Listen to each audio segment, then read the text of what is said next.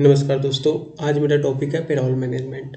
आप सभी कहीं न कहीं अगर एज़ आप एचआर मैनेजर हैं, as a payroll management executive हैं, एज़ ए अकाउंटेंट हैं, तो आपको उस कंपनी के लिए पेरोल मैनेजमेंट कहीं न कहीं से करना पड़ता होगा। हो सकता है कि जहाँ पे आप एचआर मैनेजर हो, वहाँ पे कोई अकाउंटेंट पेरोल मैनेजमेंट एग्जीक्यूटिव हो, तो आपको नहीं करना हो, अलग बात है।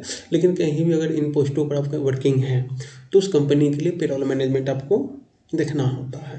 तो मैं आपको इस वीडियो में एक प्रॉपर पेरोल मैनेजमेंट कैसे किया जाता है, इन चीज़ों के बारे में मैं बताऊँगा कि प्रॉपर पेरोल कैसे बनाएँगे एक्सेल में। एंड जिन मित्रों को पेरोल सीखना हो, एडवांस एक्सेल सीखकर उन्हें एमआईएस एग्जीक्यूटिव वर्क करना हो, पेरोल मैनेजमेंट एग्जीक्यूटिव वर्क करना हो, एज अकाउंटेंट वर्क करना हो, वो भी एडवांस एक्सेल की ट्रेनिंग लेकर के ये सारी चीज़ें कर सकते हैं। वो जिन्हें भी लगता है कि मुझे पेरोल मैनेजमेंट जानना है, एडवांस एक्सेल जानना है, वो अपना नंबर मेरे कमेंट बॉक्स में डालें, मेरा टीम आपको कॉन्टेक्ट कर लेंगी। देन एक क्लास ऑनलाइन आपको मैं दे दूँगा। देन इसके बाद मैं एक सर्टिफिकेशन भी कर दूँगा एंड इसका लाइव प्रैक्टिकल थ्योरी सब कुछ मैं लाइव। तो बिना देर किए हुए स्टार्ट करते हैं। तो आप जैसे देख रहे हैं पेरोल मंथ ऑफ जनवरी 2024। तो मैं एक इसमें जो है ना, जो पहला कॉलम वो देख रहे हैं आप सीरियल का, दूसरा एम्प्लॉय कोड का।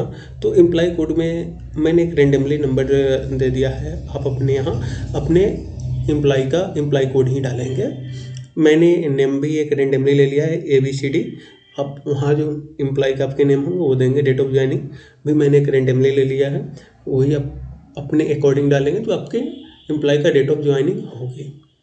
अगर प्रेजेंट एज की बात करें तो ये आपको बायोमेट्रिक से अगर फेच करेंगे अटेंडेंस तो वहाँ से मिल जाएगा, या फिर हो सकता है फिजिकली आपके यहाँ रजिस्टर पर मेंटेन हो रहा हो तो वहाँ से भी आप इस चीज़ को रिसीव कर सकते हैं।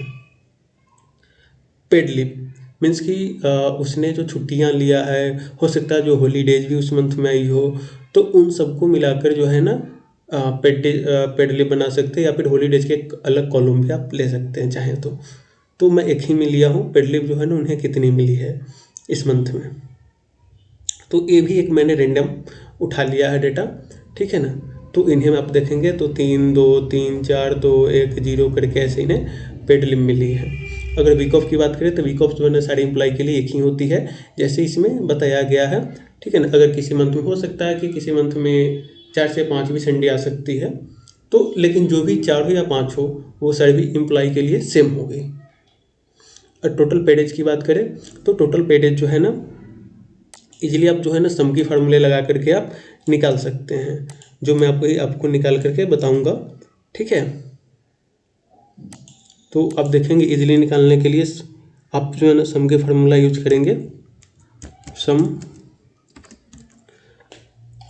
आपको सी से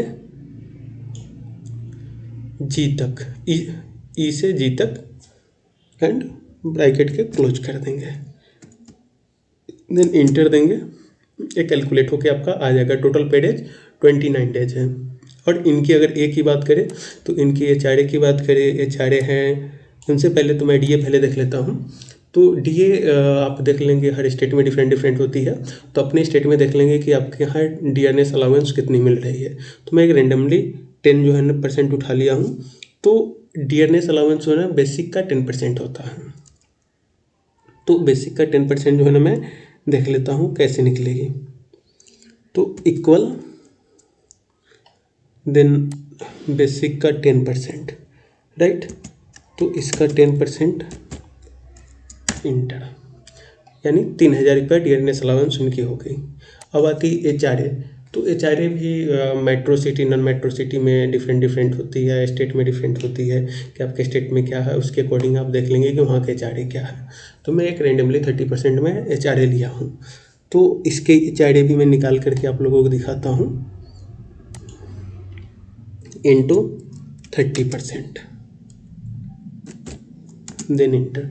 इनका HRA जो हो गया वो 9000 हो गया। एंड ग्रॉस सैलरी की बात करें तो आप सभी जानते हैं कि बहुत ही इजी होता है ग्रॉस सैलरी कैलकुलेट करना, वो है सम का फार्मूला लगाना। इजीली सम आपका इन सबों का कर लेंगे तो वो निकल जाएगी किनका, तो basic salary and DA plus HRA का जो सम आएगा वो ग्रॉस सैलरी कहलाएगा। तो आप देखेंगे 42,000 ग्रॉस सैलरी हो गई। अब मैं इनका देख लेता हूँ ईपीएफ। दोस्तों ईपीएफ का जो कैलकुलेशन होता है वो बेसिक प्लस डीए का 12% कैलकुलेशन होता है, लेकिन इसका एक कंडीशन यह है कि बेसिक प्लस डीए का सम जो है 15,000 या 15,000 से कम होना चाहिए। तो अब जो है ना इसमें जो मैं देखता हूँ कि बेसिक में इसमें किसी का 12,000 है, किसी का 22,000 40,000 है, और तो इसमें जैसे कि ग्रॉस सैलरी की बात करें तो इसमें 42,000 है। तो मुझे तो पहले लॉजिक टेस्ट करना होगा कि किसका सैलरी 15,000 या 15,000 से कम है, मैं उन्हीं को 12% दूंगा, अदरवाइज 18% उन्हें दे दूंगा। बेसिक प्लस डीए का जो सम है वो 15,000 से अधिक होता है तो उन सबको 18% ही दी जाती है। सेंट्रल गवर्नमेंट की रूल से ये सब में इक्वल, सारे स्टेट में इक्वल ही लागू होती है।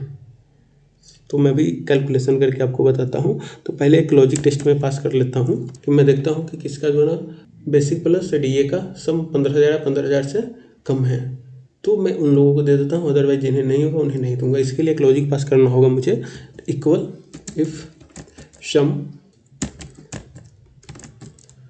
I4 प्लस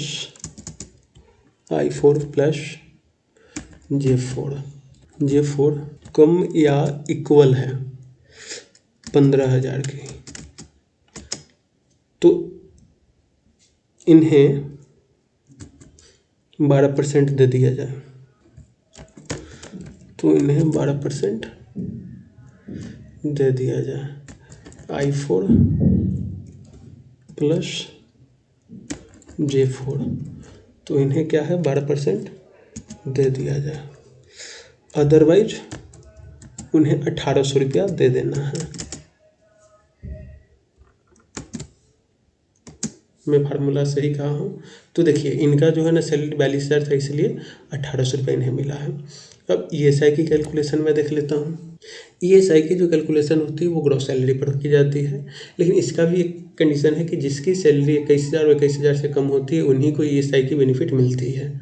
तो मैं इसमें भी एक लॉजिक टेस्ट पास कर लेता हूँ, क्योंकि मेरे पास जो एम्प्लॉई है वो किसी की 40,000, किसी की 30,000, किसी की 18,000 रुपया है। तो मैं इसमें ये कर लेता हूँ कि जिनकी ग्रॉस सैलरी 21,000 या 21,000 से कम है उन्हीं को देना है। तो सबसे पहले एक लॉजिक टेस्ट में पास करता हूँ, इफ़ इसमें ग्रॉस सैलरी को लेस देन या इक्वल हो 21,000 के, तो उन्हें 0.75%, तो उन्हें 0.75% दे दीजिए, अदरवाइज नॉट एप्लीकेबल कर दीजिए।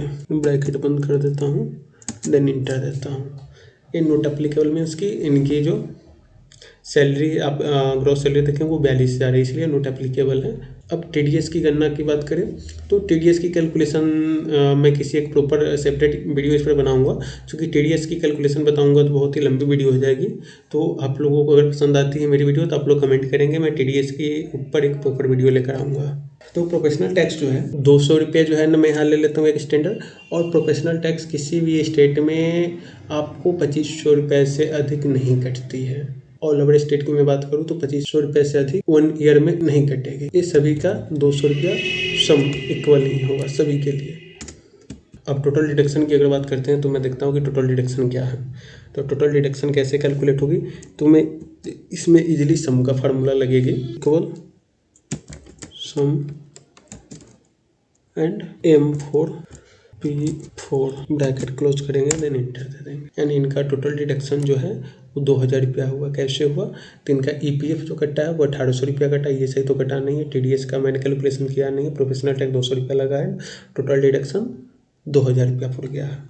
अब नेट सैलरी की बात करें तो नेट सैलरी तो बहुत ईजी, आप सभी जानते हैं कि ग्रॉस सैलरी में से टोटल डिडक्शन को आपको अगर माइनस कर देते हैं तो फिर इसमें जो है ना इक्वल लेते हैं, और ग्रॉस सैलरी में से तो मैं देखता हूँ कि ग्रॉस सैलरी क्या है, gross salary minus total deduction, gross salary minus total deduction, inter देता हूँ। तो अब देखेंगे 40,000 रुपये नेट सैलरी कैलकुलेट होकर के आ गई है हमारी। अब जो है ना बात करते हैं कि सीटीसी की कैलकुलेशन कैसे होती है। तो सीटीसी की कैलकुलेशन वो एम्प्लॉयर के ऊपर होती है, एम्प्लॉय की भी कुछ डिडक्शन होती है, उसे भी देखना होता है। तो मैं उनकी डिडक्शन को देख लेता हूँ। अगर ईपीएफ की बात करें तो इसमें भी सेम कंडीशंस लागू होती है जो पहले में लागू हुई थी, वही सेम उनकी बेसिक प्लस टीए का जो है ना 12% की होगी, वो भी इसका शर्त है कि 15,000 और 15,000 से कम होनी चाहिए। तो मैं इसका भी जो है ना फार्मूले को यूज सेम करूँगा। सम बेसिक प्लस टीए का मैं देख लेता हूँ। L and J, L4 plus J4 अगर कम है या बराबर है 15,000 के तो इन्हें 12% दे दिया जाए। सम L4 plus J4 into 12%, otherwise 18% कर दें। दोस्तों एक फार्मूला में इक्वल लग गया है, इससे पहले मैं प्लस कर लेता हूँ। इंटर देंगे, इनका भी 1818 रुपये आ गया, 1800 कैलकुलेट होकर के। एंड ESI में भी सेम कंडीशंस हैं जो एम्प्लॉय में लागू होती है। जैसे उसकी सैलरी 21,000 से कम होनी चाहिए, उन्हीं को बेनिफिट मिलेगी। 21,000 क्या होनी चाहिए? Gross salary. तो ग्रॉस सैलरी के लिए जो है ना मैं ग्रॉस सैलरी की कॉलम्स को ले लेता हूँ। पहले मैं चेक कर लेता हूँ इफ़ L4 लेस देन या इक्वल हो 21,000 की, तो इन्हें ESI की बेनिफिट दे देना है। L4 into 3.25%, otherwise note applicable.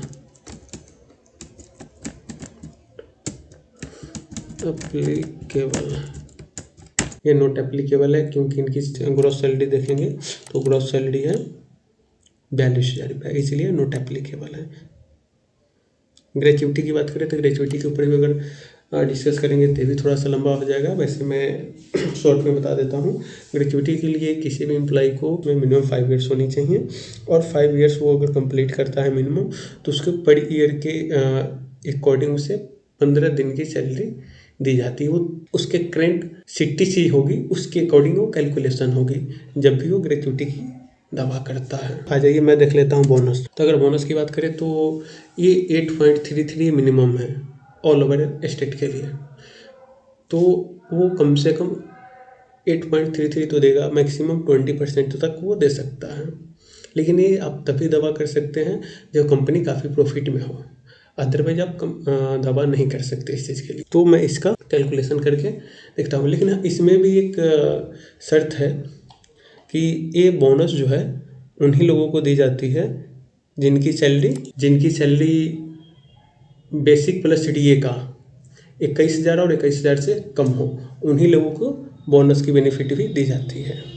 ये नहीं कि किसी की सैलरी 1,00,000 रुपये उससे भी इसका बेनिफिट देना, 50,000 रुपये अगर सैलरी है उससे भी बोनस का बेनिफिट देना, ऐसा नहीं होता है। तो मैं लॉजिक टेस्ट इसमें भी पास करना होगा सबसे पहले। इफ़ सम, मैं इसमें ये देख लेता हूँ कि बेसिक प्लस छुट्टी है, तो L एंड J,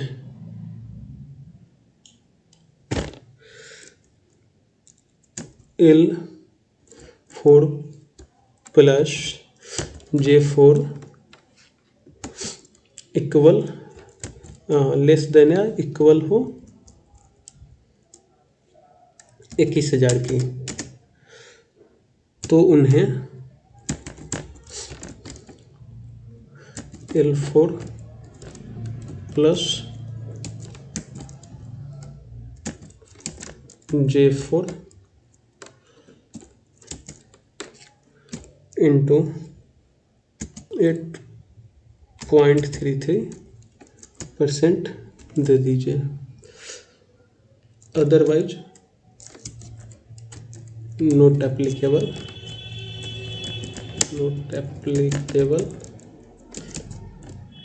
केवल कर दीजिए।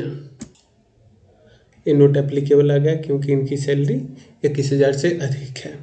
अगर CTC की बात करें तो CTC की कैलकुलेशन कैसे होती है? तो CTC की जो कैलकुलेशन होती है वो आपके ग्रॉस सैलरी एंड एम्प्लॉयर की डिडक्शन को कैलकुलेट करने के बाद वो जो भी आती है उसे CTC बोलते हैं। जैसे इक्वल सम अब ग्रॉस सैलरी की बात कर लेते हैं। तो ग्रॉस सैलरी यहाँ आ गई। ग्रॉस सैलरी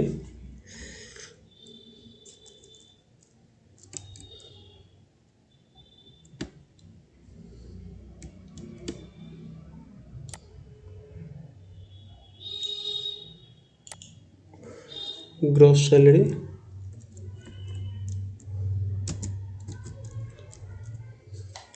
प्लस एम्प्लॉयर की डिडक्शन।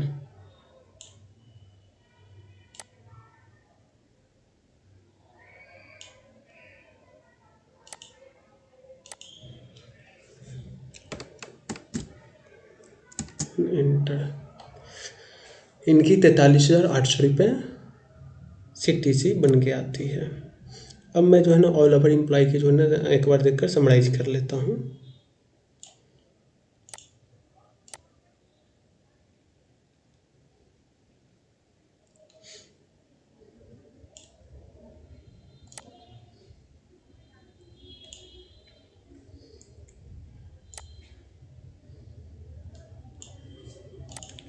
अब देखिए दोस्तों, जैसे कि एक एग्जांपल जो मैंने पहले तो वाले को तो बता ही दिया था। टोटल पेड एज भी जो है ना मैं कैलकुलेट कर लेता हूँ यहाँ। इनकी टोटल पेड एज का कैलकुलेशन क्या है, उस हिसाब से इनका कैलकुलेशन भी आ जाएगा। अगर इनका EPF की बात करें तो 1254 रुपया निकली है। ESI की बात करें तो 99 रुपया 75 पैसा निकला है। टोटल डिडक्शन की बात करें तो 1553 रुपया 75 पैसा इनका हुआ है। नेट सैलरी की बात करें तो 11,746 रुपया हुआ है 25 पैसा। एंड EPF की बात करें तो वो 1,710 रुपया इनका EPF हुआ है एम्प्लॉयर की तरफ से। एंड ESI की बात करें 432 रुपया 25 पैसा हुआ। एंड ग्रेचुइटी की कैलकुलेशन किया नहीं हूँ। एंड बोनस की अगर बात करें तो 1187 रुपया 25.025 पैसा हुआ इनका। एंड इनकी CTC की अगर बात करें तो CTC जो इनकी गई है वो 16,629 रुपया 27 पैसा। तो ये आपकी CTC कंप्लीट CTC कैसे कैलकुलेशन होती है वो सारी चीज़ें आ गई। आप इन सब में देख लेंगे। इन सभी को अगर देखेंगे एक बार तो आपको प्रॉपर आपको एक चीज़ पता चल जाएगा कि किस पर कितनी कैलकुलेशन होती है, किनको ESI मिला है, किनको EPF मिला है, किसको HRA मिला है, किसके एप्लीकेबल हैं या नहीं हैं। वो सारी जो है ना डिटेल्स मैं आपको दे चुका हूँ। तो मैं एक बार जो है ना स्लोली आपको वीडियो आप पॉज करके भी देख सकते हैं। तो देखिए मैं एक एक करके थोड़ा करके भगा के दिखा रहा हूँ मैं आपको कि ईजिली आप इन चीज़ों को समझ पाएंगे। आप देख लीजिए CTC तक की कैलकुलेशन कैसे मैंने किया हूँ। तो thank you for watching my video. Please like and subscribe. अगर ये वीडियो आप लोगों को अच्छा लगा हो तो कमेंट करें। तो मैं इसके ऊपर एक प्रॉपर वीडियो भी लेके आऊँगा जिसमें आपको TDS ग्रेच्युइटी की कैलकुलेशन एंड हो सकता है कि आपको कुछ ही दिनों में अगर आप लोगों को अच्छा लगे वीडियो मेरा एंड आप लोगों की डिमांड आती है तो मैं एक HR कंप्लायंस के ऊपर भी वीडियो लेकर आऊँगा। तो अगर आप कहीं भी एज HR वर्किंग है, एडमिन मैनेजर वर्किंग है, तो भी आपको HR कंप्लायंस की जानकारी होना चाहिए। तो उसके ऊपर भी मैं एक वीडियो लेकर आने वाला हूँ तुरंत ही। तो थैंक यू।